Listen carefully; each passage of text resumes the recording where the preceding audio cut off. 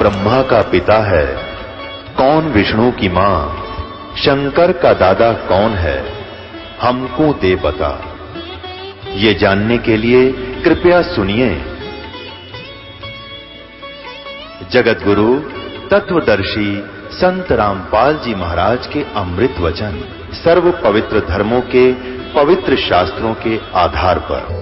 और जिन भगवानों की यानी इस निराकार अव्यक्त तक की पूजा कर रहे हैं, ब्रह्म तक की, ये भी कर्म दंड को काट नहीं सकता। और मेरे पास जब आएंगे कलयुग में, जो मेरे संपर्क में आएगा आते सुखी करूंगा। ये अपने कोष अपने खजाने तो परमात्मा हमारे पाप कर्म काट देता समर्थ है। परमात्मा को ये भी मालूम था। एक बार तो आप आगे परमात्मा कबीर साहब खुद, और उसमें आकर अपनी सतवाणी जो की तो लिख कर चले गए, ताकि आज इस दास को समर्थन दे दिया मालिक ने कि और चारों वेद वही बतावे, कुरान शरीफ वही बतावे, पवित्र बाइबल वही बतावे, और ये पवित्र गीता जी वही बतावे। आंखों देखा संत बतावे, जिन्हों भगवान देखा काशी मात है, कबीर वही है। तो अब दास के पास इन सब धर्मों की, पवित्र धर्मों की सब पुस्तकें, ये ओरिजिनल तो सही है इनकी लैंग्वेज। अब टीकाकारों ने अपनी गलती से अपने हिसाब से तो उसका टीका कर दिया, वो शास्त्र से नहीं मिलता, वो सही व्याख्या नहीं बनती। इसलिए समाज उनकी अनुवाद को पढ़ के और गलत दिशा पर लगा हुआ है। भगत समाज, चाहे वो हिंदू है, चाहे मुसलमान, सिख या ईसाई, पवित्र मूल शास्त्रों के पवित्र खजाने को ना समझने के कारण हम चार बन गए। और गिनती ना कितने जैनी है, और अभी तो चल ही रहे हैं, ये कौन से बंद हो गए। अब ये देखो ब्रह्मा कुमारी वाला का, इसमें ये क्या बताते हैं कि भगवान सदाशिव ने बोली गीता को, और इसमें क्या बताया इन्होंने, एक उल्टे लटके वृक्ष का चित्र दिखाओ इन महापुरुषों का है परमात्मा। ये देखियो, इन्होंने तो ब्रह्मा और सरस्वती को जड़ बता दिया इसकी, ब्रह्मा और सरस्वती को। ब्रह्मा और विष्णु शिव तो एक ही तो लेवल के भगवान है, जैसे एक मंत्री है। ये तो ये देखो साप्ताहिक पाठ्यक्रम,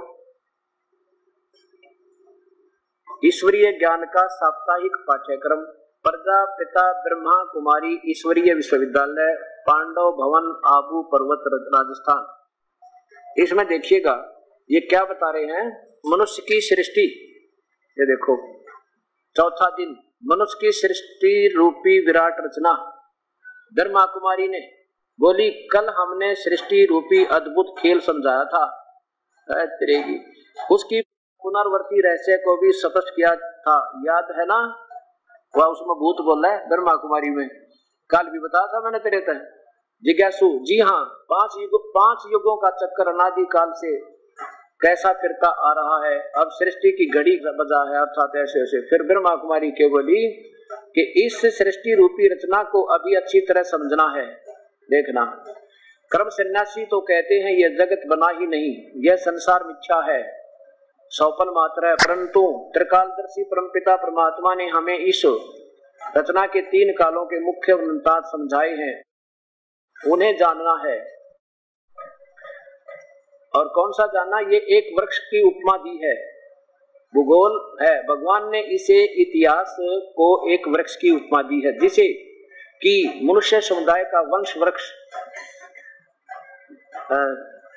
अथवा कल्प वृक्ष भी कहा जाता है, क्योंकि इस द्वारा संसार के मुख्य धार्मिक राजनीतिक वंशों को आदि मध्य अनंत का या सारे कल्प का इतिहास ज्ञात होता। जिज्ञासु कहते हैं वह कैसे, देखिए विराट मनुष्य सृष्टि के प्रश्न नंबर 120 पर अथवा प्रश्न नंबर 100 पर उल्टे वृक्ष के रूप में दिखाया गया है। यह चित्र भी उसी त्रिकाल परमात्मा शिव ने दिव्य दृष्टि देकर दर्शाया है और दिव्य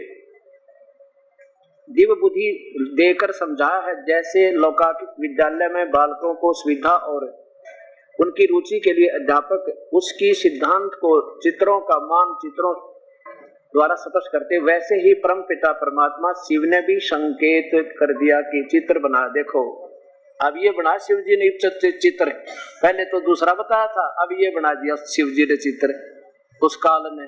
ये भूत बैठ रहे ना कोई, ये कौन बैठा दिया, ये ब्रह्मा और ये सरस्वती, ये बना दी वृक्ष की जड़। ये परमात्मा, ये मालिक मेरे। और फिर देखो नीचे कौन है, नीचे फिर शिव जी, ये पहला युग लिखा है, श्री कृष्ण बंसली बजा रहे, कहते इसके नीचे ब्रह्मा के नीचे कृष्ण ये तना बना दिया, ये परमात्मा सुधी जो परमात्मा इनको, और ये नीचे कने में फिर एक और बना दिया, ये बहुत ही बारीक लिखा है। ये त्रेता युग बना दिया, ऊपर सतयुग बना दिया, और ये इनकी ये रचना बना रखी इनकी, हे परमात्मा ये बना दिया उल्टा लटका संसार रूपी। अब ये गीता बदल दी, क्योंकि ये भूत भगवान बदल गया, भूत बोल रहा है, ये प्रेत है, कोई चतुर प्राणी मर गया, वो पीछे भूत बन गया और ये दुनिया को भ्रमित करके जाएगा। और काल प्रेरणा है ये, क्योंकि काल ऐसे इन दूतों को भेजता है। ये कौन है? ये देखियो, ये है वो श्री लेखराज जी जिन्होंने ये पंथ प्रारंभ किया। ये है श्री परमपिता शिव परमात्मा गीता ज्ञान दाता, यो है गीता ज्ञान दाता, ये शिव बढ़ा दिया है परमात्मा। ये देखो, ये देखना यहाँ पर परमपिता परमात्मा शिव, इन्हीं के मानवी तन में प्रविष्ट भूत है कोई, और भूत इसमें आ पड़ा। अब ये कहे वो भगवान जो गीता में आया था ना, वो बोल रहा है इसमें लेखराज जी के शरीर में प्रविष्ट सनिष्ठ अथवा अवतरित होकर होते हैं। इन्हीं के मुख कमल मुख द्वारा वे ईश्वरीय ज्ञान तथा प्राय लुप्त सहज राजयोग की शिक्षा देते हैं तथा पवित्रता एवं दिव्य गुण संपन्न जीवन का आदर्श प्रस्तुत करते हैं। अब ये क्या मानना इन महापुरुषों का कि शिवजी जो है ना, यो काल, जिसको काल कहे, ये उसको पूर्ण परमात्मा मानना काल ने, और उसको ज्योति कहते बिंदु देखा, बस ज्योति देख लो, वो काल भगवान है ही नहीं। और वो गीता बोलने वाला कहने लग रहा है वो भगवान का कोई और है, मैं तो हुई नहीं। वो सदाशिव खुद संकेत करता 18 में जाके 62 में 16 में कहते वो परमात्मा तो कोई और है, मैं तो पूजा के योग नहीं। और ये ब्रह्म कुमारी वाले केवल इसी तक सीमित है। इसमें क्या लिखा है कि ये भगवान शिव जो है इस ब्रह्मा की आत्मा में आता है, ब्रह्मा की आत्मा फिर कुमारियों की आत्मा में आती है। ऐसे इन प्यारी आत्माओं को इन्होंने ये चक्कर में डाल रखा है। परमात्मा सद्बुद्धि दो। अब देखो, अगर श्री वही भगवान भी आज भी बोल रहा होता, चलो मान लिया अगर वही बोल रहा होता, तो गीता को ज्यों का त्यों बोलता, एक अक्षर की भूल नहीं करता, क्योंकि भगवान श्री कृष्ण में आकर वही बोला। और लेकिन फिर उसके निकलने के बाद श्री कृष्ण कहता मुझे तो याद नहीं मैंने क्या कहा था, और उसके काफी समय के बाद वेद व्यास जी में प्रवेश करके पूरी गीता ज्यों की त्यों लिखवा दी। तो वो फेर बदल नहीं करते भगवान। अगर वो सदाशिव यानी काल भी बोल रहा होता, ये काल भी ना बोल रहा, ये तो कोई प्रेत बोल रहा इसमें। और वो चतुर था, कोई मर गया, मरा भी सेध रहा, दुखी कर रहा है, अब गुमराह और कर रहा है। पहले ये जो था लेखराज, ये था चतुर प्राणी, और इसने इसमें कोई भूत बोल रहा था, इसका भी कोई पितर होगा। अब वो संकेत कहने लगा मेरा महर्षि आता है वैसे आता है, ये भगवान बोल रहा है, वो लिखनी शुरू। फिर ये भी मर गया, यो मर कई दिन कुमारियां मारने लग गया दोया में, एक माँ इसका पहले लड़ावा, एक दूसरा इसमें आवे, ये दोनों माँ एक एक। अरे भी नया मजहब और तैयार कर देंगे, इन भोली आत्माओं को गुमराह कर जाएंगे। अब ये अपने ध्यान से सुनना होगा, और इसमें नाराजगी की बजाय हमने इसको बड़े गौर से सोचना होगा। ये बहुत खतरनाक दौर हो गया इस प्रकार। अगर ये ऐसे ही नाना प्रकार के मत चलते रहे तो भोली आत्मा बर्बाद हो जाएंगी, और काल का दाव लगा हुआ है, सबको पशु बना देगा, ये जन्म मृत्यु के चक्कर में रखेगा। अब देखो इसी के यही वो साप्ताहिक पाठ्यक्रम, वैसे जिसमें बहुत कुछ निर्णय है। आप देखोगे जब इस दृष्टिकोण से देखेंगे तो इसको पढ़ेंगे तो अपने आप इसकी सारी की सारी कहानी का समझ में आ जाएगी। ये तो वास्तव में बात बिगड़ी पड़ी है कतई। ये क्या है इसमें, ये देखो, परम पिता शिव परमात्मा गीता ज्ञान दाता, श्री कृष्ण में प्रवेश करके इसने गीता बोला। अच्छा देखो, ठीक है, ये काल बोला, क्या परम पिता परमात्मा का कोई रूप है? यदि हाँ तो कैसा है? कुमारी बोली, ब्रह्मा कुमारी बोला। पहले तो ये जान लेना चाहिए कि परमात्मा है क्या वस्तु। देखिए, परमात्मा शब्द परम और आत्मा, सुप्रीम सोल, इन दो से बना है, बना है। तो परमात्मा भी एक आत्मा ही है, अर्थात उसका कोई शरीर आकार नहीं है। शाबाश। हाँ, यह सभी आत्माओं से परम है, इसके कारण इसके लिए कहा गया है वह जन्म मरण से न्यारा है। तो स्पष्ट है कि किसी भी देहधारी को परमात्मा नहीं कहा जा सकता, क्योंकि देह का तो जन्म मरण होता है। परमात्मा तो कभी सभी का परम पिता है, अतः जो सभी का पिता है उसका तो कोई पिता हो ही नहीं सकता। शरीर रहित होने के कारण उसके बारे में गायन है कि उसके कान नहीं है परंतु फिर भी वो सुनता है, उसकी आंख नहीं है फिर भी वो देखता है, आदि आदि।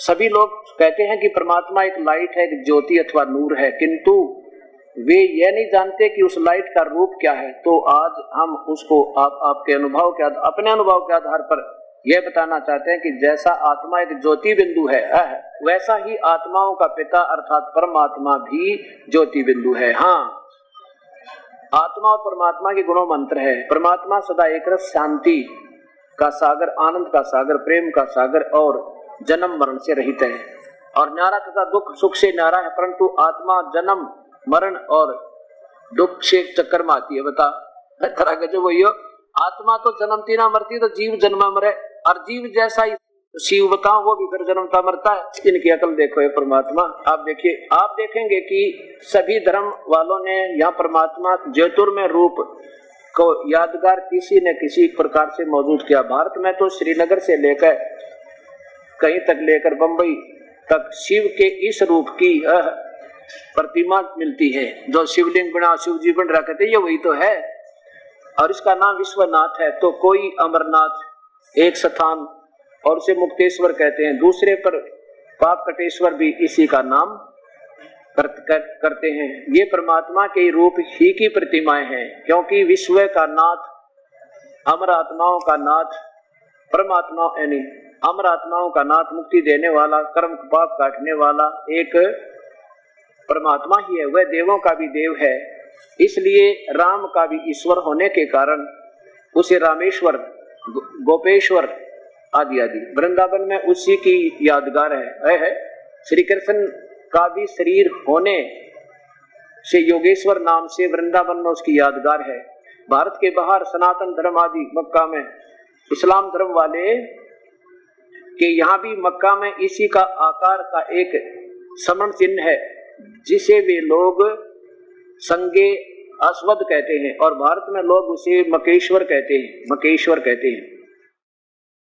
मुसलमान लोग आज भी जब यहाँ हज करने जाते हैं तो उस स्मरण चिन्ह को चूमते हैं, परंतु वे जानते नहीं कि ये रस्म हमारे यहाँ क्यों चली आ रही है या यह किसकी यादगार है। और जबकि हम मूर्ति पूजक अथवा बुत परस्त भी नहीं है, तो इस प्रतिमा का हमारे यहाँ प्रतिमा का जैसा स्थान क्यों है। देखिए, ईसाइयों के मत व्यापक ईसा को कहते थे गॉड इज लाइट, अर्थात परमात्मा एक ज्योति है। यहूदियों के मत संस्थापक हजरत मूसा ने भी पर्वत पर झाड़ी के निकट परमेश्वर यहोवा को देखा, वो भी एक लाइट। ये सारा काल घूम रहा था इनको दिखाने के लिए, ये काल तो है उस ज्योत स्वरूप। अच्छा, सिखों के मत संस्थापक नानक जी ने एक निरंकार ज्योत स्वरूप ही महिमा का किया है, और उनके गुरु गोविंद सिंह जी ने भी ऐसा ही अकाल समर्ति नामक ग्रंथ में देव शिवा मुरमोहे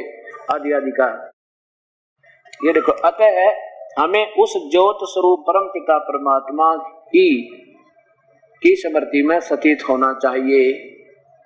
अब इन्होंने निष्कर्ष दे दिया कि ये वही परमात्मा है जो श्री कृष्ण में प्रवेश करके गीता बोला, और वो निराकार है, उसका कोई आकार नहीं, केवल उसका बिंदु है। एक बात बताओ, अब ज्योत किस चीज से बनेगी?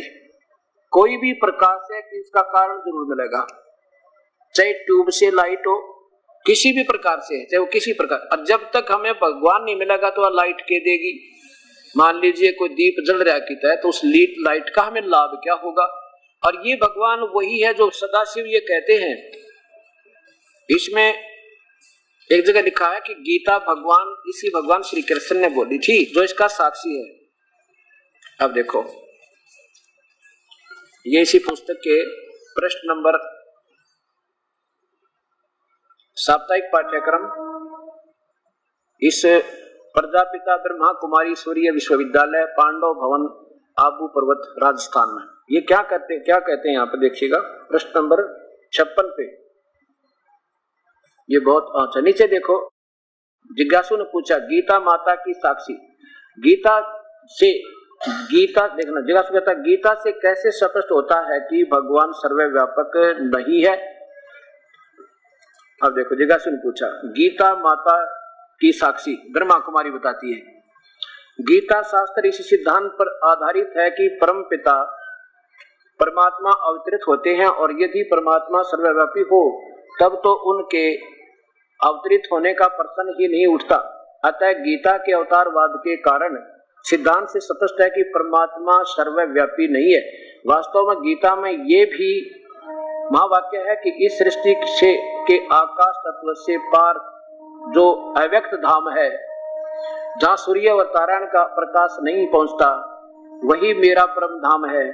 देखिए, और भगवान ने यह भी कहा कि मैं प्रवेश होने योग्य हूँ, मैं दिव्य जन्म लेता हूँ, मैं इस तन में अवतरित हुआ परमात्मा हूँ। परंतु मूढ़मती लोग इस साधारण तन में आए हुए मुझ परमात्मा को नहीं पहचानते। काल बोल रहा है, कृष्ण में बोल रहा है कि मुझे नहीं पहचान रहे, मैं काल हूं, अंदर बोल रहा हूं। यह सृष्टि एक उल्टा वृक्ष है और मैं इसका अविनाशी बीज हूं। और जो सूर्य और तारागण, देख इसकी अकल देखो इनकी, 15वें अध्याय का पहला श्लोक समझा रहे हैं। ये कहते गीता बोलने वाला कह रहा है कि मैं तो उसकी जड़ हूं, मैं बीज हूं। अरे फुटे भाग थे तुमने कहा वो और परमात्मा है कोई, अभी आपके सामने यही तो इसलिए लाना पड़ा यो, क्योंकि गीता जी को 15वें अध्याय का आपके सामने पेश किया था। मैं अविनाशी बीज हूँ, उल्टा लटका वृक्ष है, मैं इसका अविनाशी बीज हूँ जो सूर्य और तारागण के प्रकाश से भी परे ब्रह्म योनि में रहता हूँ। परंतु गीता में कुछ ऐसे भी बताया वाक्य है कि जो संकेत है कि मिलता है कि परमात्मा सर्वव्यापक है। यह गीता शास्त्र भगवान के ज्ञान देने के समय के बहुत बाद में लिखा हुआ है, फिर उसमें भी कोई वाक्य बाद में मनुष्यों ने मिला दिया है तरह गजब। अब ये इसको भी खराब करके मानेंगे जो पवित्र शास्त्रों को, कहते नाचा ना जाए आंगन टेढ़ा। अब इन शास्त्रों में भी कमी निकालेंगे अपनी अधूरी सोच को और पूरा रखने के लिए। ब्रह्म कुमारी, हम कैसे माने कि सर्वव्यापक व्यापकता संबंधी वाक्य इस बाद में मिलाए हैं, क्योंकि यह वाक्य गीता शास्त्र के महावाक्यों में अथवा मुख्य अभिप्राय के विरुद्ध जाते हैं। भगवान वाच शब्द से अर्थात श्रीमद् भगवद गीता नाम से ये सूर्य तारागण आदि लिखने से मेरा जन्म दिव्य आदि आदि जिगा, तो उन्हें बाद में मिलाए गए वाक्य अथवा मनुष्य मत पर आधारित वाक्य ही मानना होगा। अब इन्होंने ये चाड़ा पाट दिया, अब इस गीता को भी फेल करेंगे, कहते वो बाद में मिलो दिए इनमें। अरे भी ऐसे ही बोले, उसके सारे विरुद्ध बताने लग रहे एक भी। और चलो मान लीजिए ये काल ही बोल रहा है शिव, और ये तो फिर आप कहता है कि मेरे तो जन्म मृत्यु होते हैं, ये तो काल है, मैं सबको खाऊंगा। और ये कहते हैं श्री कृष्ण के शरीर में प्रवेश करके वही सदाशिव ही बोला था। इस प्रकार हमने अब इस पवित्र ज्ञान को सभी शास्त्रों के आधार पर हमें पुनः देखना होगा और इन अनजानों की अधूरी सोच से आपने ऊपर उठना है। अब पवित्र शास्त्रों को ये गलत बताने लग गए हैं तो फिर डुबो का मानेंगे सारे संसार को। दास की प्रार्थना परमात्मा इन अनजान बुद्धि लोगों को सद्बुद्धि दो कि अपने परम पिता पूर्ण ब्रह्म कबीर परमेश्वर को पहचान सके और इस काल के जाल से निकल सके। ये परमात्मा को अव्यक्त बतावें और सारे वेद व्यक्त बतावें। अभी वेदों को भी कह देंगे तो बाद में लिखे गए थे, और फिर पुराणों को भी कह देंगे बाद में लिखे। और तुम बाद में लिखने लग रहे सारे, जब पहले लिखे लिखाए उसके अनुसार साधना करके देखो तो तुम्हें कुछ लाभ हो। तो ये भूत बोल रहा है इसके अंदर। तो इस प्रकार प्यारी आत्माओं, परमात्मा के पाने के लिए हमने अब अपने मूल शास्त्रों को फिर उठाना होगा। जैसे गीता जी में लिखा है कि अर्जुन उल्टा लटका हुआ संसार रूपी वृक्ष है, इसको तो ये सत्य मानते 15वें अध्याय को। अब फिर देख लो, वो गीता बोलने वाला भगवान यानी वो सदाशिव, वो काल तो कह रहा है मैं तो मेरे ऊपर और परमात्मा है। ये उल्टा लटका हुआ संसार रूपी वृक्ष का जड़ तो पूर्ण परमात्मा है। 15वें अध्याय के को तो ये पूरा सही मान रहे कि तो सही है, क्योंकि उसी की व्याख्या ये स्वयं दे रहे। अब देखो नीचे देखिए, गीता प्रेस गोरखपुर से प्रकाशित है, पंचदशो अध्याय खुद ये काल भगवान सदाशिव बोल रहा है। क्या बोल रहा है? आदि पुरुष परमेश्वर मूल वाले, यानी वो परमात्मा जो है वो तो जड़ रूपी कोई और है, मैं नहीं हूं। ये जो अभी आपके सामने आया था, क्योंकि सत्संग को और ये सीडी बनकर समाज में जाएंगी, ना जाने कौन कब सुन रहा होगा, इसलिए इसमें दास रह रहकर हर समय समय पर संकेत कर रहा है कि ये संसार रूपी वृक्ष है, इसकी जड़ तो पूर्ण परमात्मा आदि पुरुष परमेश्वर मूल वाले, ये तो पूर्ण परमात्मा है और तीनों गुण रूपी शाखा है। ये परब्रह्म है, अक्षर पुरुष तना है, और ये डार जो ब्रह्म जिसको सदाशिव कहते हैं ये काल है। और ब्रह्मा विष्णु महेश इस काल के पुत्र हैं और ये सदाशिव इसको बोलते हैं। फिर इसकी भी पूजा, इनको ना इसका पता ये क्या बोल रहे हैं। अब देखो, अब ये खुद गीता बोलने वाला भगवान कह रहा है, पंचदशो अध्याय, जिसको ये सही मान रहे हैं, ब्रह्मा कुमारी खुद कह रही है कि भगवान ने कहा कि मैं तो उल्टा लटका हुआ वृक्ष है ना, मैं तो उसका बीज मुख्य हूं, और वो ब्रह्मा बता दिया इन्होंने। बताओ, बोला शिव और बिठा रहे ब्रह्मा ने जड़ के स्थान पे। अब देखो, ऊर्ध्व मूलम अधः शाखम, आदि पुरुष परमेश्वर मूल वाले, यानी उस जड़ तो उस पूर्ण परमात्मा है। उस गीता बोलने वाला भगवान कह रहा है, श्री कृष्ण में वो सदाशिव बोल रहा है। और अधः शाखम, नीचे को शाखा वाला, संसार रूपी पीपल के वृक्ष को अविनाशी कहते हैं, वेद जिसके पत्ते कहे गए हैं।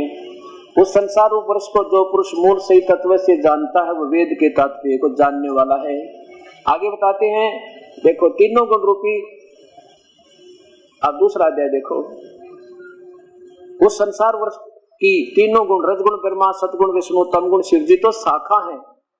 और ये जल से नहीं, विषय पर वाला, विषय विकारों की ये तो शाखाएं हैं, ब्रह्मा विष्णु महेश शाखा है। नीचे और ऊपर देखिए, नीचे और ऊपर यानी तीनों लोकों में फैली हुई है, और मूल श्लोक में कर्मों के बंधन में बांधने की ये मुख्य कारण, जीव को फंसाने की यही भगवान मुख्य कारण है। नीचे देखिए, अब तीसरे में कहा है कि अर्जुन, ये गीता बोलने वाला भगवान कहता है कि मैं ना जानता इसमें, श्री कृष्ण में बोल रहा है वो सदाशिव काल, इस संसार वर्ष का स्वरूप जैसा कहा है वैसा यहाँ विचार काल में, यानी मेरे और तेरे डिस्कशन में जो मैं चर्चा कर रहा हूँ ना, मैं नहीं जानता, नहीं पाया जाता, क्योंकि इसका न तो आदि है, न इसका अंत है, और न इसका कोई अच्छी प्रकार से तिथि ही है। इसलिए यह सुदृढ़ मूलम, इसलिए इस अति दृढ़ मूल वाले ज्ञान, दृढ़ मूल वाले संसार रूपी पीपल के वृक्ष को तो कोई सतज्ञान रूपी शस्त्र से काटा जा सकता है, अर्थात उसको समझा जा सकता है। मेरे बस की बात नहीं, गीता बोलने वाला भगवान हाथ खड़े कर गया। अब देखो चौथे में, अब ये सदाशिव क्या कहता है कि जब उसके पश्चात उस परम पद रूप परमेश्वर को, यानी उस पूर्ण ब्रह्म को मेरे से कोई ऊपर शक्ति है, सदाशिव कह रहा है। वो ब्रह्मा की आत्मा में जो आता है ना सदाशिव, वही बोल रहा है भी, जो श्री कृष्ण की आत्मा में आया था। तो उसके पश्चात उस परम पद रूप परमेश्वर को भली भांति खोजना चाहिए, जिसमें गए हुए फिर लौट कर नहीं आते, और जिस परमेश्वर से पुरातन संसार वर्ष की प्रवृत्ति विस्तार को प्राप्त हुई, जिसने सारे ब्रह्मांडों को रचा, और मैं भी उसी की शरण में हूँ। ये सदाशिव बोल रहा है कृष्ण के शरीर में कि मैं भी उसी की शरण में, पूर्ण परमात्मा के अधीन हूँ मैं, और इसलिए इस प्रकार दृढ़ निश्चय करके उस परम पिता परमेश्वर का, उसी का ही मनोनिधि ध्यान करना चाहिए। पूर्ण ब्रह्म सारी सृष्टि के रचनहार कुल मालिक कबीर साहिब की असीम कृपा से आज हमें ये सत्ज्ञान का एक चिराग मिला है, और इस सत्ज्ञान को जो पुण्यात्मा निष्पक्ष भाव से और धैर्य पूर्वक सुन लेगा, फिर देखना फिर क्या होगा। और ज्ञान सब ज्ञानड़ी, कबीर ज्ञान सो ज्ञान, जैसे गोला तोब का करता चले मैदान। परमात्मा का ज्ञान, पूर्ण ब्रह्म का, वो परम तत्व का ज्ञान, परमात्म तत्व का ज्ञान जो है ये गोला तोब का, जैसे उसके सामने फिर कोई आंट नहीं बने, सब किले वो ढह जाएंगे जो बनावटी बना रखे थे, अपनी सोच के शास्त्र बना रखे जिन महापुरुषों ने। अब सतगुरु पूर्ण परमात्मा के ज्ञान के सामने वो ऐसे छिन्न भिन्न हो जाएंगे जैसे तोब के गोले के सामने किले भी ढह जाते हैं जो बहुत मजबूत नजर आया करते हैं। इस काल ने, ज्योत निरंजन ने अपने संदेश वाहक काल के दूत रसूल भेज गए और अपने ही तक का ज्ञान और जानकारी तो उन्हें दी है पूर्ण परमात्मा की भी, कि कोई परमात्मा और है, उसका नाम कबीर है, पूजा के योग्य तो वही है।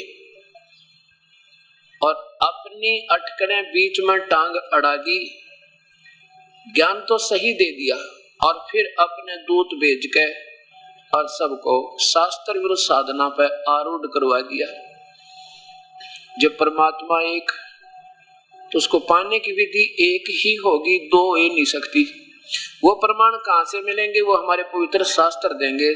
चारों पवित्र धर्मों के पवित्र शास्त्र हमें प्रमाण देंगे, जिसके आधार पर हम इसको समझ सकेंगे और हमें इसका विश्वास होगा कि वास्तव में ये कौन सा वो मार्ग, कौन सी विधि है प्रभु को पाने की, कौन है वो प्रभु जिसको हमने पाना चाहिए। देखो, ज्ञान हुए बिना, जानकारी पूरी हुए बिना हम कोई भी कार्य करते हैं तो उसमें मार खाते हैं। जब बच्चा कोई ट्रेनिंग करने की सोचता है शिक्षा में, तो उसको पहले इस बात का ज्ञान होता है कि मैं कौन सी ट्रेनिंग करूं, कौन सा कोर्स करूं, जिससे मुझे क्या लाभ होगा। लेकिन भक्ति मार्ग में हमने कुछ भी नहीं सोचा, हमने कहाँ जाना है, क्या उद्देश्य है, कौन सा रास्ता ठीक है कि ना नहीं है। अब हम क्या सोचे? सोचना तो उन्होंने चाहिए था जो संत जन है, जो गाइड है हमारे, जो मार्गदर्शक है, उन्होंने सोचना चाहिए था कि तुम जो रास्ता बता रहे हो ये मैप के आधार पर है या वैसे तुक्के लगा रहे हो। मैप कौन सा? हमारे चारों धर्मों के पवित्र शास्त्र, जिसमें सब एक नंबर पर कबीर परमेश्वर की अपने द्वारा रची हुई अपनी ही महिमा की वाणी, अपने सारे ब्रह्मांडों की रचना और अपनी महिमा जो बताई है, और उसी के साथ उसी नंबर में उन महापुरुषों ने जिन्होंने उस परमेश्वर को आंखों देखा, सतलोक में सतपुरुष को सचखंड में, उनमें कौन कौन है? आदरणीय श्री गरीबदास जी, आदरणीय श्री दादू साहेब, आदरणीय श्री धर्मदास जी, आदरणीय श्री मुल्कदास जी, आदरणीय श्री रामानंद जी महाराज, आदरणीय श्री गुरु नानक देव जी। इन महापुरुषों की जो वाणी है, क्योंकि उन परमात्मा को प्रत्यक्ष देखा है और उनकी वही सतीथि मिलती है, जो उनकी वाणी में वही प्रमाण मिलते हैं जो कबीर साहब ने अपने पाने की विधि और अपना स्वरूप आप ही बता रखा है, और वो मंत्र बता रखे हैं जिनसे वो परमात्मा पाया जा सकता है। उसके बाद दूसरे नंबर पर जो है ब्रह्म तक का एक नंबर का शास्त्र, ब्रह्म तक की उपासना का और ज्ञान का संकेत पूर्ण परमात्मा का भरमार है चारों वेदों में। पवित्र चारों वेद उर्फ गीता जी, चारों वेदों का सार गीता जी है, और गीता जी से संबंधित उन्हीं से मिलता जुलता ज्ञान पवित्र बाइबल का और पवित्र कुरान शरीफ और कुरान मजीद, ये दोनों की दोनों, कुरान शरीफ कुरान मजीद, ये हजरत मोहम्मद जी को ही प्राप्त हुई है, जैसा सुबह के सत्संग में आपने सुना। अब हमने ये देखना है कि फिर नाना प्रकार के धारणाएं कैसे हुई, ये क्यों बनी, जिसके कारण ये सारा भक्त समाज भ्रमित हो गया। अब किसी पर विश्वास ही नहीं रहेगा। ये ऐसा कर देंगे संत कुछ दिनों में कि ये नास्तिक हो जाएंगे। ये प्यारी आत्मा जो प्रभु की तरफ में चली थी, इनको नास्तिक बना के छोड़ देंगे, क्योंकि सबकी अपनी अपनी थ्योरी बेसलेस, ना कोई आधार नाम देते हैं। देखो गीता का श्लोक, और उस गीता के श्लोक का अंश भी नहीं होता, जो वो कथा सुनाते हैं उसका कोई सार भी मिलता भी नहीं आपस में। अब जैसे अब सबसे पहले हमने निर्णय करना पड़ेगा कि हम क्या कर रहे हैं वो ठीक है या नहीं, उसके बाद फिर हम भक्ति करेंगे। फिर तो निसंशय होकर करेंगे, फिर कोई दिखता को नहीं, फिर तो बस अपने जितने भी कदम रखेंगे वो मंजिल की तरफ होंगे। अब तो बगैर किसी उद्देश्य के हम इधर उधर चल रहे हैं, कोई कहता है इधर भगवान है, कोई कहता है इधर भगवान है, कोई पूर्व कोई पश्चिम कोई उत्तर या दक्षिण, सब बारमते फिर रहे बेचारी प्यारी आत्माएं। जैसा आज सुबह के सत्संग में प्रसंग चल रहा था कि परमात्मा की जानकारी केवल इस काल तक ही सब सीमित है, चाहे वो अभी तक वर्तमान में ईसाई धर्म, चाहे मुसलमान धर्म, इस ब्रह्म तक, ज्योति निरंजन तक, इसको सदाशिव कहो, इसको महाशिव कहो, चाहे ब्रह्म को भावे काल कहो, और सारा हिंदू समाज इससे भी नीचे सदाशिव यानी ज्योति निरंजन, महर्षि लोग भी अभी तक ब्रह्म तक ही सीमित रहे। ये सदाशिव यानी महाविष्णु कहो, चाहे इसको महाब्रह्मा कहो, यही काल है, यही तक सीमित है। और इसकी भी विधि ठीक ढंग से इनको मालूम नहीं। जो महर्षि हुआ करते द्वापर से पहले पहले वो ओम नाम के जाप पर आधारित होकर फिर और अटकलें नहीं लगाते थे, जिन्होंने भक्ति की है। तो अब वर्तमान में नाना व्याख्याएं बन गई, पहले कोई व्याख्या नहीं थी, एक ही वेदों के अनुसार वो करते थे, अपनी तरफ से वो कोई सोच और उससे अलग नहीं देते थे। जो अपनी सोच उन्होंने भगवान को समझा, जैसा जाना, वो अलग शास्त्र जरूर बना दिए, लेकिन साधना के ओम नाम से प्रारंभ किया करते थे। अब जैसे सुबह के सत्संग में प्रसंग चल रहा था कि जैसे मुसलमान धर्म बना, कोई वो काल जो है ज्योति निरंजन जिसे सदाशिव भी कहते हैं, वो उसने कसम खाई है मैं कभी किसी के सामने एज इट इज जैसा मैं हूं कभी प्रत्यक्ष नहीं होऊंगा। इसलिए संतों ने, ऋषियों ने ओम नाम के जाप से मेडिटेशन कर करके वेदों वर्णित विधि से चेष्टाएं की, पर वो नहीं मिले। इसलिए उन्होंने अपनी सोच से बता दिया वो तो निराकार है और केवल एक ज्योत दिखाई देती है। देखो, परमात्मा अलग चीज है, ज्योत अलग चीज होती है। अब जैसे ब्रह्मा कुमारी वालों ने, सुबह प्रसंग चल रहा था कि उन्होंने इस सदाशिव काल को ही सुप्रीम पावर मान के और उसी पर आधारित आप भी हो चुके हैं और ऐसे ही औरों को भी कर रखा है। तो ऐसे वो ज्योति निरंजन काल ब्रह्म सदाशिव अव्यक्त जिसे कहते हैं निराकार, वो गुप्त रूप में किसी व्यक्ति विशेष में प्रवेश करके या अपना कोई देव भेज कर, जैसे हजरत मोहम्मद जी को बाई फोर्स जबरदस्ती डरा धमका के या उसके शरीर में पीड़ा दे दे के अंदर प्रवेश करके और उसको ये कुरान शरीफ पर कुरान मजीद लिखवा दी। अब ज्ञान तो बिल्कुल ठीक दिया कि वो परमात्मा कबीर है, वही पूजा के योग है, इबादत ही कबीरा, और उसकी खबर किसी बाखबर से पूछ देखो, और ये वही परमात्मा है जिसने 6 दिन में सृष्टि रची, 7वें दिन तख्त पर जा बैठा। इसी प्रकार ये ब्रह्मा कुमारी पंथ उसी प्रकार वही प्रोसीजर जो का जो आ रहा है। अब ये क्या मानते हैं कि गीता जी किसने बोला? ब्रह्मा कुमारी तो पूछा जिज्ञासु ने, तो उत्तर दे रही है ब्रह्मा कुमारी के सदाशिव ने बोला। कौन सदाशिव? जो ज्योत निरंजन ज्योत स्वरूपी है, उसने किसमें बोला? ब्रह्मा की आत्मा में प्रवेश किया। ब्रह्मा कौन बताया? उन्होंने लेखराज जी थे बंबई में, जौहरी थे वे, और उसमें कहते वो सदाशिव आ गया। कोई प्रेत आत्मा, कोई पितर, ये ऋषि लोग होते हैं ना, इनकी साधना तो ठीक बनी नहीं, ये पितर बन गए और ये किसी में आकर के प्रवेश कर जाते। एक गांव में एक जमींदार के शरीर में एक श्रृंगी ऋषि की आत्मा आती थी। उसका टाइम था शाम का 4 और 6 के बीच में आ जाती थी, और वो फिर संस्कृत बोला करती, संस्कृत बोलता था वो जमींदार का शरीर, और अंदर बोल रही थी वह श्रृंगी ऋषि की आत्मा। और क्या बताता था कि मेरी भक्ति बिगड़ गई भाई। श्रृंगी ऋषि जिसने राजा परीक्षित को भी श्राप दे दिया था, और श्रृंगी ऋषि बड़ा तपस्वी साधक बताते थे। अब ऐसे वो आत्मा, अब वो कुछ भी सट्टे मारे, संस्कृत उसको आती थी, क्योंकि आत्मा के अंदर ये पुराने संस्कार विद्यमान रहते हैं अंतःकरण में, जीव आत्मा में। जीव जो है ये जीव जो कहलाता है ये आत्मा समेत है, और जब जीव खत्म हो जाएगा केवल आत्मा रह जाएगी, जीव नहीं रहेगा फिर। तो इसी प्रकार इस ब्रह्मा कुमारी यानी श्री लेखराज जो हुए हैं जौहरी, उनकी आत्मा में कौन आया? कोई प्रेत आ गया, और वो कोई ऐसे ही अधूरे सुधूरी साधना करने वाला, जिसकी वैसे ही, क्योंकि अंदर जब ध्यान लगाएंगे समाधिस्थ हो जाएंगे ब्रह्मांड का, ना जाने कौन से लोक में असंख्य इतना इंद्रजाल बताते हैं ना, इतना इसमें कबाड़ पर रखा काल ने स्वर ब्रह्मांड में, ना जाने कौन से में समाधि पहुंच जा, और वही रचना कर रखी इसने, कितने लोगों की अलग अलग से अपने हिसाब से, अब मतलब छोटे छोटे द्वीपों की। ये ब्रह्मा विष्णु महेश चक्कर में पड़ गए। बता इस लेखराज ने कैसे समझ माने देगा ये काल। अब देखना ये कौन बताए कि जिनके शरीर में वो प्रवेश किया। ये देखो, ये है ज्ञान योग पवित्रता शांति पथ प्रदर्शनी। नीचे देखिए, प्रजापिता ब्रह्मा कुमारी ईश्वरीय विश्वविद्यालय, पांडव भवन, माउंट आबू, राजस्थान। ये किस में प्रवेश किया? यहाँ देखो, ये है, इनको ब्रह्मा कहते हैं।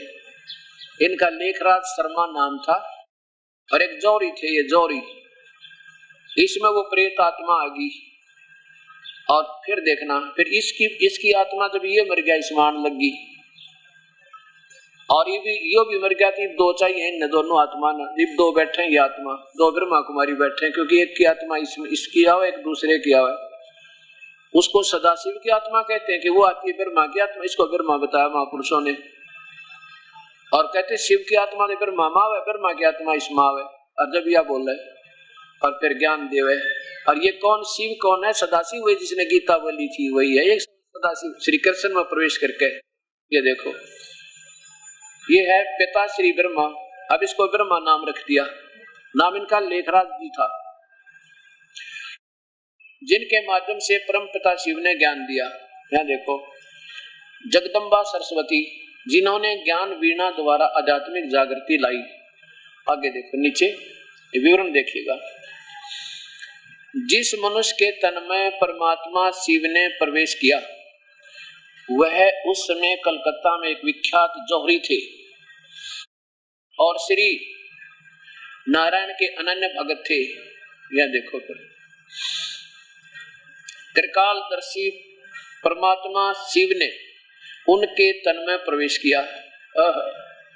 उनके मुख द्वार ज्ञान एवं योग की द्वारा, उनके मुख के द्वारा भीतर भूत की तरफ प्रवेश करके कोई, और ज्ञान एवं योग की शिक्षा देने वाले सभी ब्रह्मा कुमारों और ब्रह्मा कुमारियों में जो श्रेष्ठ थी, उनका इस अलौकिक जीवन का नाम हुआ जगदम्बा सरस्वती।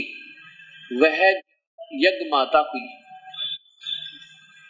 अब देखो फिर ऊपर ये पूरा पीछे देखो, ये यज्ञ माता होगी। अब इनकी आत्मा इसमें आती है, क्योंकि ये भी प्रेत बन गए, पितर बन गए, शास्त्र विरुद्ध साधना करके। अब हमने इन बातों को देखना है प्रेम पूर्वक। सृष्टि रचना देखें इनकी कितनी बढ़िया बनाई है इन्होंने। शिव का परम धाम, तीन लोक कौन से हैं और शिव का धाम कौन सा है? यहां देखिए, पहले चित्र देखें इनका। तीन लोक कौन से हैं और परमात्मा शिव का धाम कौन सा है? ये तीन लोक बताए इन्होंने। कौन सा? ये तो कहते हैं ये तो ब्रह्म लोक। कौन सा ब्रह्म लोक ने बना लिखा, बाहर लिख रखा है, इससे बाहर ये एक ब्रह्मांड बताओ, ये एक ब्रह्मांड है, ये अंडे जैसा, ये एक ब्रह्मांड है।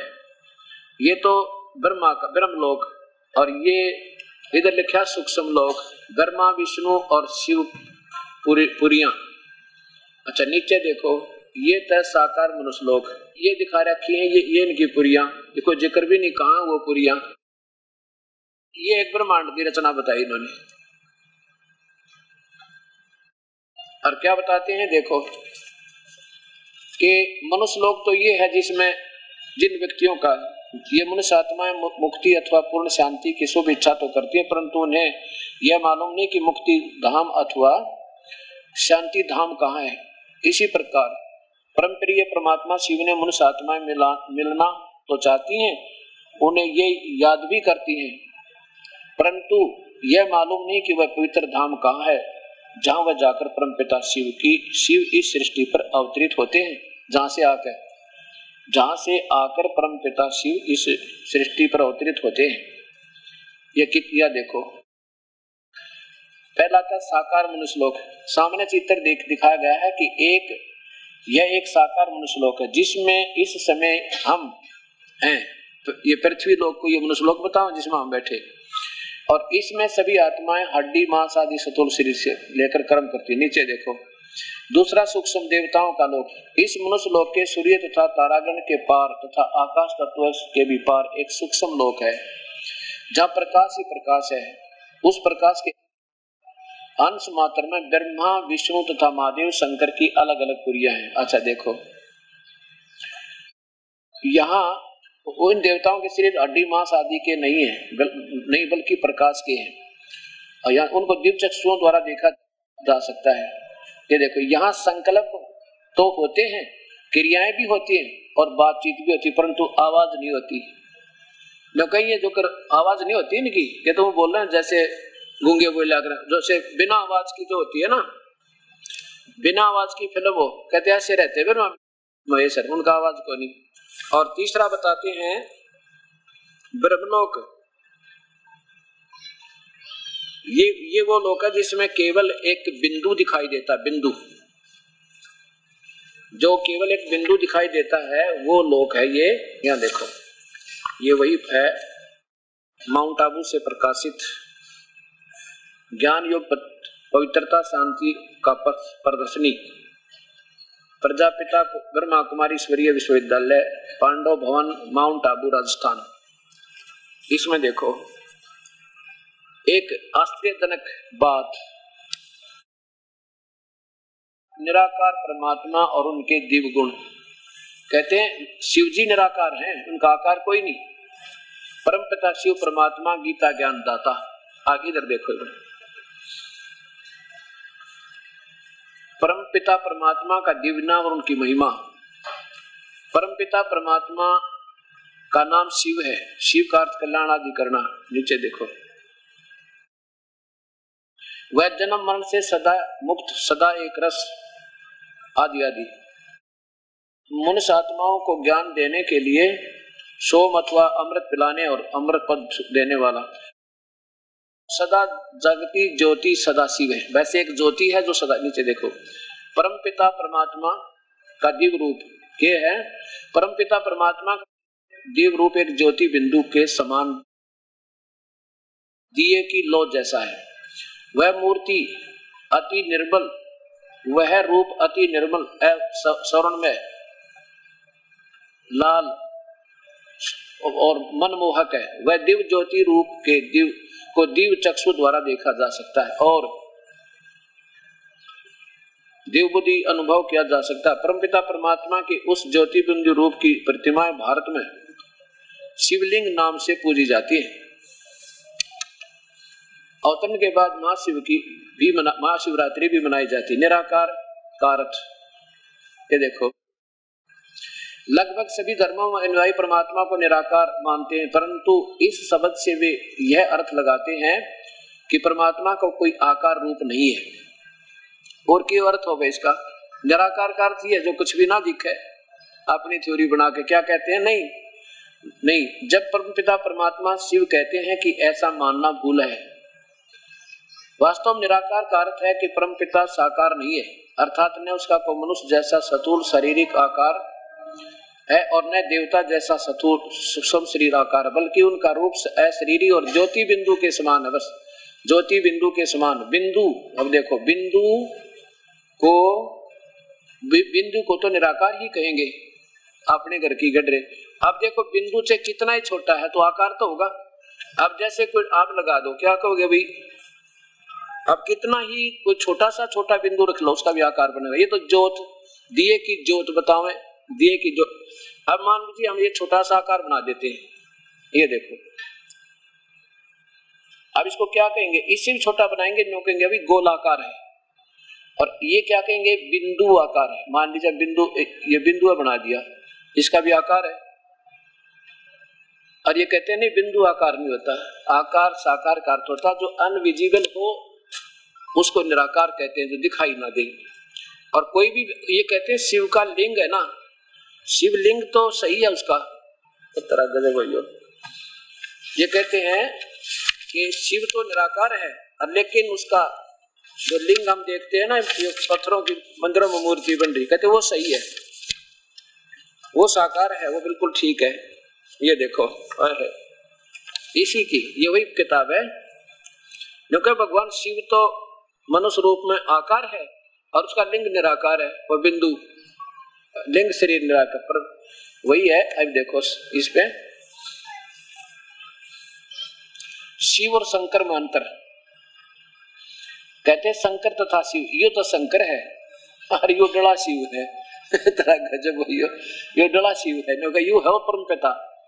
अरे फूटे भाग थरे अर्गेला मारे। ये देखो ये क्या लिखा है कि सूक्ष्म लोक निवासी विनाशकारी आकारी देवता रचना। ये देखो परम धाम निवासी कल्याणकारी निराकार परमात्मा। ये देखो ये निराकार परमात्मा। अरे तेरा गजब हो, यो कुछ सोचते लो बोलन के पहला सारे शास्त्र फेल कर दिए, सब ऋषि फेल कर दिए। निराकार साकार क्या होता है? डड़ा भी आकार जो भी दिखे सामने का, यू है वो भगवान। ये पक्का पक्का, ये परमात्मा है मेरे बंदी छोड़, मेरी भी अच्छी ड्यूटी लाई मालिक ने, मेरे मैल धोने की। अब यहां देखो इसमें क्या कहते हैं, ब्रह्मा कुमारी से पूछा गीता का ज्ञान किसने दिया, कि भगवान सदाशिव ने। वो सदाशिव आपके सामने है, यो काल है जो आप विवरण आपके सामने सब शास्त्रों में प्रमाण। अरे इनका कोई प्रमाण नहीं, किसी भी शास्त्र का एक अंश भी आधार नहीं इन महापुरुषों का, अपने तुक्के मारे, भूत बोला इनके अंदर। पहले एक लड़की बोला करती ब्रह्म कुमारी थी, अब दो ब्रह्मा कुमारी बैठे, क्योंकि एक में तो वो भूत पहले वाला जो ब्रह्मा, इसमें लेखराज जी में आया करता। अरे लेखराज की आत्मा और दूसरी माँ दोनों बैठ कर बोलो, वहां से दोनों भूत बोल रहे, इसमें अपने अपने सट्टे मार के दुनिया को गुमराह कर रहे हैं। ये भक्त समाज ने सोचना पड़ेगा, ये तो मानने को ना, क्योंकि वहां है। और फिर कहते हैं कोई गुरु की आवश्यकता नहीं, बस ना कोई नाम जाप करना, ध्यान लगा लो क्या का ज्योति बिंदु का, और गुरु की आवश्यकता नहीं, ना कोई नाम जाप करना, ये खूब करा वही काम। अब देखो साप्ताहिक पाठ्यक्रम, ईश्वरीय ज्ञान का साप्ताहिक पाठ्यक्रम, प्रजापति ब्रह्मा कुमारी ईश्वरीय विश्वविद्यालय, पांडव भवन, पर्वत, राजस्थान। अब इसमें देखो क्या पूछा है ब्रह्मा कुमारी जी से, प्रश्न नंबर 143 पे। ये क्या बताती है, ये क्या गीता के भगवान को जानना जरूरी है, ब्रह्मा कुमारी पूछती है, से पूछा। हाँ, जीवन में पवित्रता, सुख और शांति के लिए प्राप्ति के साथ तो इस प्रश्न का बहुत गहरा संबंध है। पहली को जानने से ही तो मनुष्य मुक्ति और जीवन मुक्त अर्थात का अधिकारी होता है। आप पूछेंगे कैसे? देखिए, गीता के भगवान के वाक्य हैं, हे वत्स तो एक मुझे याद कर। देख यू क्या है, मन मना भव, यानी पूरा श्लोक नहीं, 2 अक्षर दे दिए कहीं, क्योंकि पूरा लिख दिया तो इनको शरणार्थ करना ना आवे, 2 अक्षर ले लिए, मन मना भव। ये है 18वें अध्याय का 63वां श्लोक, 18वें अध्याय का 65वां, और नीचे 4 अक्षर ले लिए कि मैं तुझे सब पापों से मुक्त कर दूंगा, ये ले लिया, सर्व पापे भय मोक्षामि, ये 18वें अध्याय का 66वां श्लोक के 2 लाइन ले ली है। कहते हैं अब प्रश्न उठता है कि ये महावाक्य किसने बोले, क्या श्री कृष्ण ने बोले या किसी और ने? कहते हैं किसके हैं, श्री कृष्ण देवता के या ज्योत स्वरूपी परमात्मा शिव के।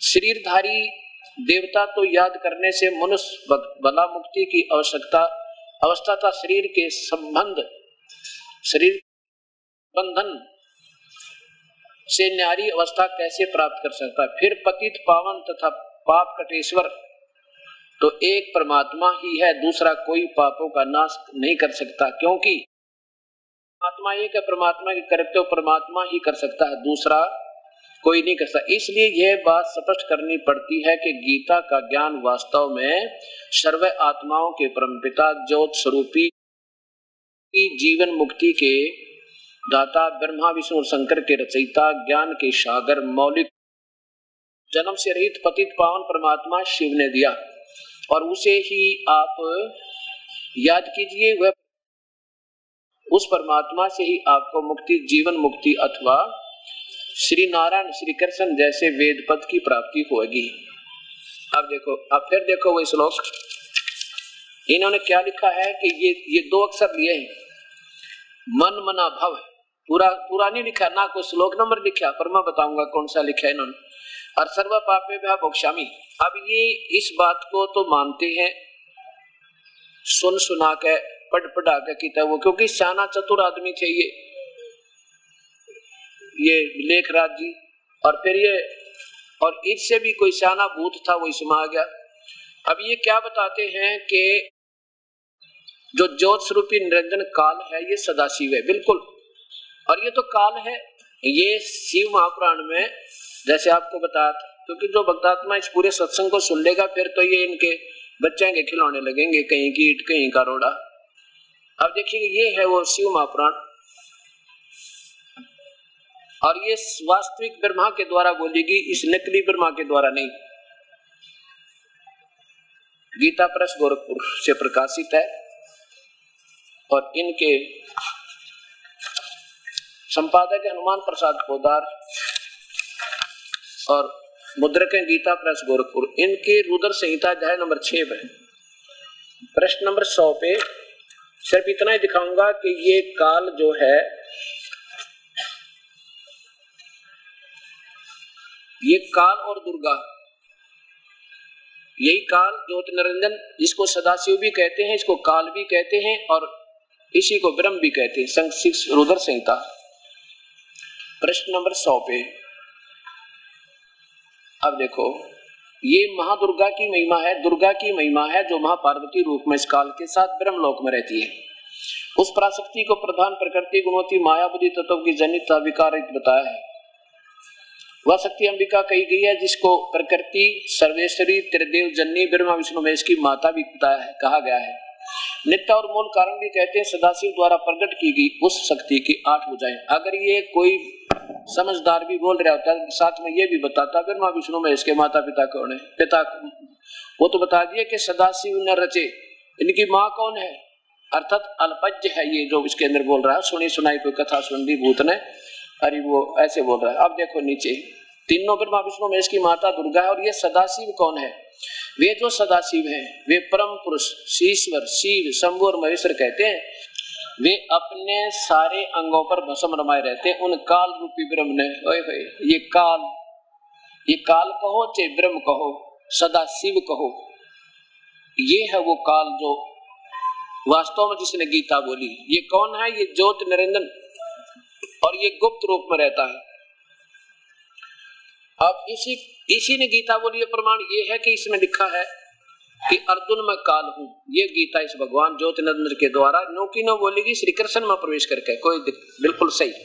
और इसी काल ब्रह्म ने जो स्वरूपी निरंजन सदाशिव ने चारों वेदों को बोला और वो वेद फिर समुद्र में प्रवेश किए, ब्रह्मा ने मिले और ब्रह्मा ने फिर पढ़े। उसके बाद कुछ प्राकृतिक उथल पुथल के बाद ये एक ऋषि में प्रवेश करके उसी काल ने जो सदाशिव ने ज्योति निरंजन ने और फिर सबको वो दोबारा जो केतु लिखवा दिए। ऐसे ये गीता ज्योति निरंजन ने श्री कृष्ण में प्रवेश होकर बोला, उसके बाद वेद व्यास में प्रवेश करके ये गीता जो केतु लिपिबद्ध करवा दी वही का और सेम बोला। इतना अक्षर का भी फर्क नहीं इसमें। और अगर ये सदाशिव बोल रहा होता तो ये उठ पटांग नहीं मारता, कहीं की ईंट कहीं का रोड़ा। अब ये क्या बताते हैं? कहते हो सदाशिव था उस ब्रह्मा की आत्मा में, कोई भूत बना हुआ ब्रह्मा भी तो जो क्या नाम है लेखराज जी, वो तो शरीर छोड़ चुके हैं तो वे कहाँ है? कि शिव थी माँ ब्रह्मा की आत्मा भूत, उस भूत में भूत बढ़े और फिर वो भूत बढ़े उस लड़कियां में, अब जो वर्तमान में बैठी फिर वो बोल रहे कमाल की बात। फिर सीधा क्यों ना आ जा पाई पास के क्यों चल रहा, सीधा क्यों नहीं आ जाता थ्रो प्रॉपर चैनल जैसे पहले आज श्री कृष्ण में ऋषि में एक ऋषि में वेद व्यास जी में बोल के चला गया, मोहम्मद में बोल के चला गया, दो आत्मा एक में जब वो काम चला इनका। अब देखिए इसमें 11वें अध्याय के 32वें श्लोक में कहता है कि मैं काल हूं अर्जुन और सबको खाऊंगा। ये काल बोल रहा है इस गीता को और ये सदाशिव काल है जिसकी ये पूजा के लिए खुद कहते हैं ब्रह्मा कुमारी वाले कि इस काल की पूजा सदाशिव की पूजा करो। और ये कहता है उस परमात्मा की भक्ति करो, मेरी भक्ति ठीक नहीं। ये परमात्मा ये तो खुद कहता है कि मेरी भक्ति तो अनुत्तम है। अब 11वें अध्याय का 32वां श्लोक देख करके आप देखिएगा। अब जिन्होंने ये लगातार सत्संग सुना है उनके तो भ्रम निवारण हो चुके हैं, फिर भी आगे भी ये सीडी बन रही है, कैसेट बनेगी। दास का उद्देश्य यही है कि हो सकता ना जाने कब कौन प्यारी आत्मा और खोल ले अपने टीवी ने और कित भाग जगजांश के। ये वही गीता जी अध्याय नंबर 11 का श्लोक नंबर 32 देखो। लोगों का नाश करने वाला मैं बढ़ा हुआ काल हूँ। खुद कहे मैं महाकाल हूँ, वैसे तो काल है माने काल हूँ, कोई बात नहीं महाकाल कह दे उसने। वो इस समय इन लोगों का नष्ट करने के लिए प्रवृत्त हुआ हूँ, लोगों को नष्ट करने के लिए प्रवृत्त हुआ हूँ। यानी अब मैं वहां से चल कर आया हूँ गुप्त सतांत और श्री कृष्ण में प्रवेश करके बोल रहा हूँ। और इसलिए प्रतिपक्ष की सेनाओं में सचित योद्धा लोग ये तेरे मारे बिना भी नहीं रहेंगे, न सबको मार दूंगा। ये सब तेरे बिना भी नहीं रहेंगे और तेरे युद्ध न करने से भी इन सब का नाश हो जाएगा। सिद्ध हो गया, ये काल बोल रहा है। अब आइए, जो इन्होंने 2 श्लोक बताए हैं, एक एक अक्षर लिया इन्होंने, मन मना भव, मन मना भव और सर्व पापे मोक्षामि। जब ये पूरे लिख दे तो सरलार्थ करना ना आवे, पूरा इनसे न्यू नहीं लिखा है, एक अक्षर दे दे, बताओ उससे क्या समझे। 1-2 श्लोक के लिख देते, जब उसकी गीता का महिमा गा रहे हो, भगवान ने ऐसे ऐसे वचन बोले, तो 2-4 शब्द लिख देने थे। और ये भगवान तो कह रहा है कि मैं तो उसी परमात्मा और पूर्ण ब्रह्म परमात्मा है कोई, उसकी शरण में हूं। 15वें अध्याय का 4था श्लोक फिर देखो, क्योंकि इनका आपस में एक दूसरे के साथ लिंक बनता है। यही 15वें अध्याय का 4था श्लोक है। उसके पश्चात उस परम पद रूप परमेश्वर को भली भांति खोजना चाहिए, जिसमें गए हुए फिर लौटकर संसार में नहीं आते। जिस परमेश्वर से, ये गीता बोलने वाला सदाशिव बोल रहा है कि जिस परमेश्वर से सौर ब्रह्मंडों की रचना हुई है, पुरातन संसार वर्ष की प्रवृत्ति विस्तार को प्राप्त हुई है, उसी आदि पुरुष नारायण की मैं शरण हूँ। ये सदाशिव तो कह रहा है कि मैं तो कोई और परमात्मा है, उसके अधीन हूँ, मैं सर्वेश्वा नहीं हूँ। और इस प्रकार दृढ़ निश्चय करके उसी परमेश्वर का निधि ध्यान और यानी उसी की पूजा करनी चाहिए। और फिर ये क्या बताते हैं 18वें अध्याय का 62वें श्लोक में, अध्याय नंबर 18 का श्लोक नंबर 62।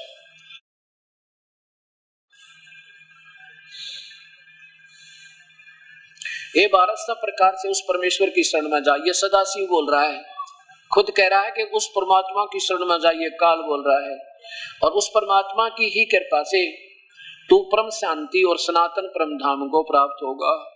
काल का परम धाम तो यो जन्म मरण का है। ये कहता है तेरे और मेरे अर्जुन बहुत जन्म हो रही है, तू नहीं जानता मैं जानता हूं, हम तो जन्म और मृत्यु में अविनाशी नहीं है। अब देखो 63 में कहा कि इस प्रकार ये गुप्त से गुप्त भेद मैंने तुझे कह दिया, क्योंकि सारी गीता बोल दी। अब जैसे तुझे अब तू कह दिया, अब तूने जो ठीक लगा वैसे कर ले। मेरी भक्ति करेगा तो वो ठीक पूरी नहीं है, वो भी अनुतमाम घटिया तो घटिया। और उस परमेश्वर की करनी है तो तू सोच ले, उन संतों को ढूंढ ले। अब देखो 64वें श्लोक में क्या लिखा है, एक और गुप्त बताता हूं तुझे, गुह्यतमम गुह्य शरणो में परमम वचः, और गुप्त से गुप्त मेरे वचन सुन ले। इष्ट असी में दृढ़म इति, जिसमें 18वें अध्याय के 62वें श्लोक में तुझे संकेत कर रहा हूं, और 15वें अध्याय के 4थे श्लोक में संकेत कर रहा हूं, मेरा भी पूज्य देव वही है। ये सदाशिव कह रहा है, ये ज्योति निरंजन काल कह रहा है। मेरा इष्ट, मेरा भी पूज्य देव, इष्ट माने पूज्य देव, असी माने है, मैं माने मेरा, दृढ़ माने पक्कम पक्का, नो डाउट, बगैर निसंशय, यही तत्वक्ष्यामि ते हितम, ये तेरे हित में कहूंगा मैं, और किसी को नहीं बताऊं। आगे देखो, ये इन्होंने इष्ट का अर्थ प्रिय कर दिया। अब 65 में वो शब्द है इनका जो कहते हैं मन मना भव।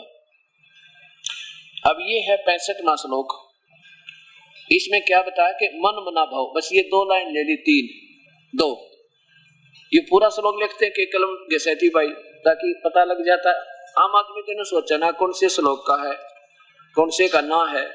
अरे दास ने तो के ऊपर कृपा परमेश्वर की, इनके संकेत ही समझ जाते हैं कि ये कहाँ बोल रहे हैं, कौन सा स्टेशन पकड़ गए। इनकी तो 1 मिनट में कोई से स्टेशन पे, 1 मिनट में कोई से स्टेशन पे, इनका कोई ध्येय नहीं कि कौन सा स्टेशन बोल रहा है, इनका रेडियो का।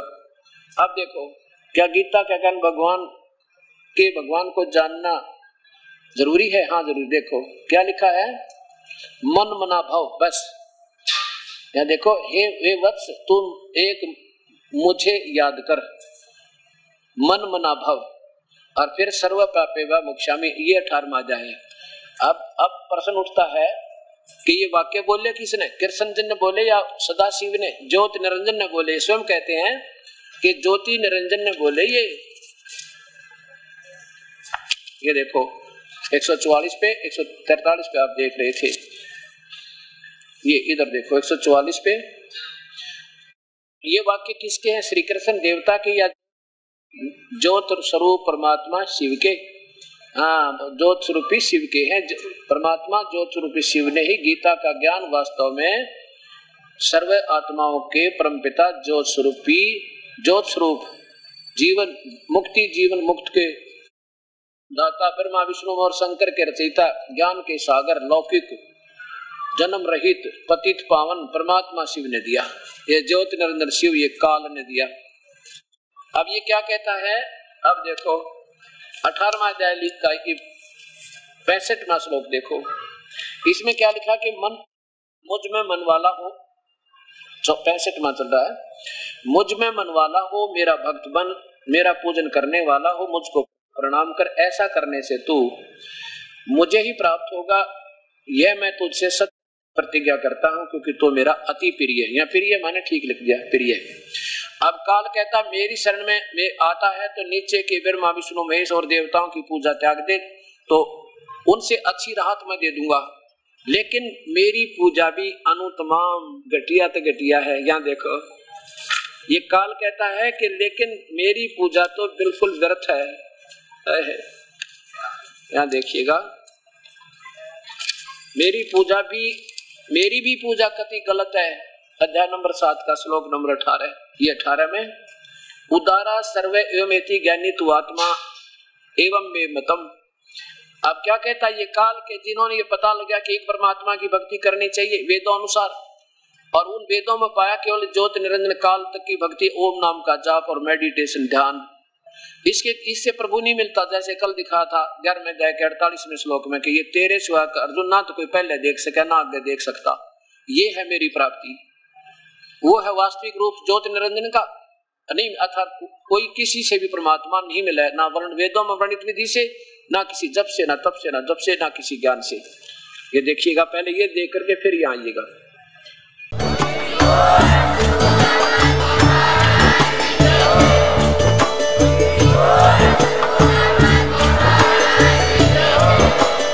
आप सुन रहे थे जगत गुरु तत्वदर्शी संत रामपाल जी महाराज जी के मंगल प्रवचन। अधिक जानकारी के लिए विजिट कीजिए हमारी वेबसाइट www.jagatgururampalji.org। संत रामपाल जी महाराज जी के शुभ आशीर्वाद से पूरे विश्व भर में 500 से भी ज्यादा नाम दीक्षा केंद्र हैं, जिन पर संत रामपाल जी महाराज जी द्वारा ऑनलाइन निशुल्क नाम दीक्षा दी जा रही है। अपने नजदीकी नाम दीक्षा केंद्र का पता करने के लिए संपर्क करें 8222880541।